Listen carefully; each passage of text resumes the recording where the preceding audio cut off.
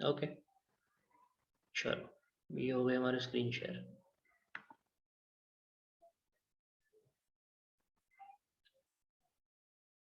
Okay, अब अपना second unit जो है that is preparing for communication. अब guys, am I audible, right? I'm audible, right? Yes. Yes. Yes. Okay. Now, why do we have to prepare for communication? Can someone tell me? Communication ही तो है, लेकिन उसके लिए prepare क्या करना है? क्या ही प्रिपेयर करना है? क्यों करना है? एक अच्छा इंप्रेशन क्रिएट कर सके इसके लिए शायद।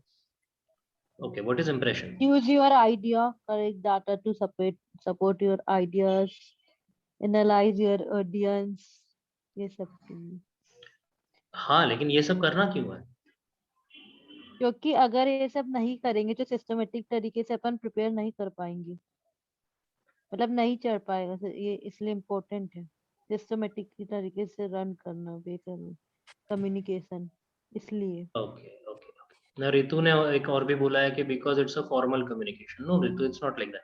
सी, even if you are going for an informal communication, जैसे अगर कुछ अपनी मम्मी से ही बात करनी है तो वो भी मतलब गपशप भी अगर करनी है तो भी हम लोग कुछ प्रिपेयर करके जाते कि हाँ यार आज इसको जाके ये बोलता हूँ, उसको जाके वो बोलता हूँ, है ना?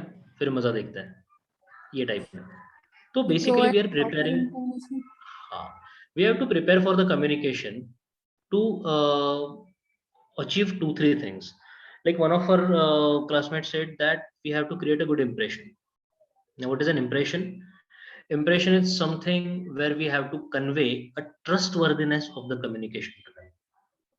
Okay, a trustworthy communication, a worthwhile communication, a good communication which is useful to the receiver creates a good impression on them. Correct? अगर कोई आपसे बंदा बात कर रहा है, उससे आपका कुछ लेना देना नहीं है, आपको वो इम्प्रेस कर पाएगा? नहीं कर पाएगा। अगर उससे आपका रिलेवेंस भी है लेकिन वो टूटी फूटी भाषा में किसी मतलब गलत ढंग से बात कर रहा है, तू ताड़ करके बात कर रहा है, एरोगेंटली बात कर रहा है, तो आपका इंप्रेशन अच्छा बनेगा? नहीं बनेगा। इंप्रेशन अच्छा नहीं बन रहा है मतलब क्या होगा? आप उसके साथ बिजनेस नहीं करोगे। तो what is he failing to do? He is failing to achieve the organisational goals because he is failing to create a confidence in the receiver's mind. तो किसी भी कम्युनिकेशन में एक जो बहुत महत्वपूर्ण अंग उसका होता है, वो होता है कि सुनने वाले का कॉन्फिडेंस, सुनने वाले का विश्वास हमें जीतना है। ओके, अब कम्युनिकेशन जब हमारी तरफ से हो रहा है, when we are the sender, तो we have to do certain things. We have to identify the purpose of the communication, कि हमारे कम्युनिकेशन का पर्पस क्या है। जैसे हमारे कम्युनिकेशन का पर्पस हो सकता है कि we want to sell something. Okay, जैसे टीवी बेचना है, कुछ माइक्रोवेव बेचना है, मोबाइल फोन बेचना है, कपड़े बेचने हैं, जो भी है। It can be a sales communication, it can be a marketing communication. दूसरा ये भी हो सकता है, we have to convey a disaster message.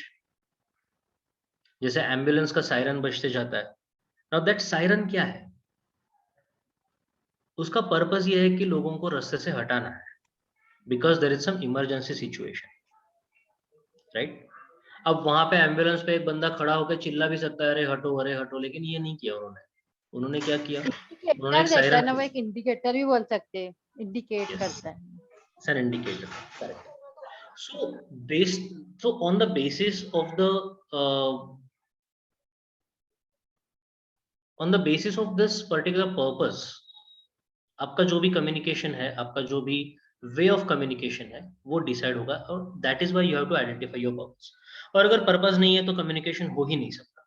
अगर मेरे को कुछ ही नहीं करना है तो मैं बात ही क्यों करूंगा, राइट? मैं बात भी नहीं करना चाहता, मैं लिखूंगा ही क्यों? तो ग्राफिक डिजाइन करके ऐड भेजना तो बहुत दूर की बात होगी। दूसरा होता है एनालाइज योर ऑडियंस।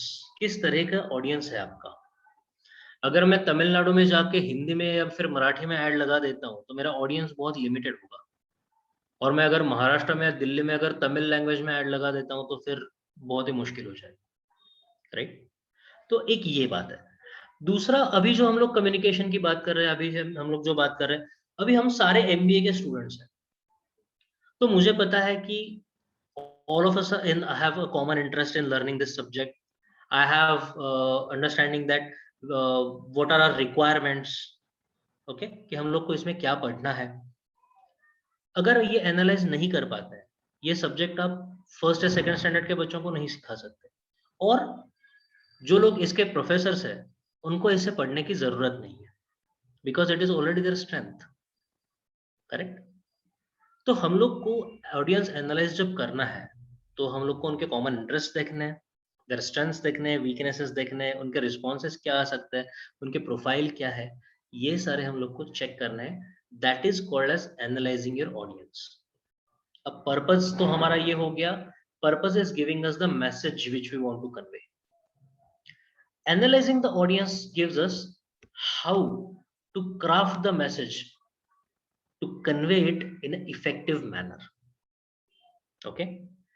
हमें किस तरीके से मैसेज भेजना है, फोन पे भेजना है या फिर वीडियो में भेजना है या फिर ऑडियो में भेजना है या पिक्चर बना के भेजना है, व्हाट्सएप मैसेज पे भेजना है, एक ही मैसेज में सब कुछ लिखना है या 10 लाइंस बना के भेजना है, जिस तरीके से ये अपनी मानसी भेजती है. We have to analyze, and that is how we have to send the message. Then it gives us an idea. Now, what is this idea about? Who can tell me what is this